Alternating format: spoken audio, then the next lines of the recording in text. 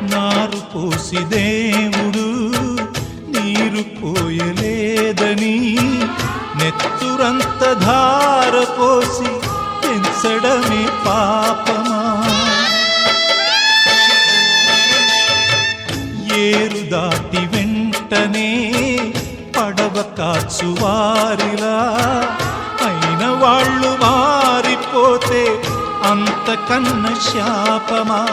నిన్నే తమ దైవమని కొలిచిన వారేనా యముడై వేధించకని నిన్ను వెలివేసేనా?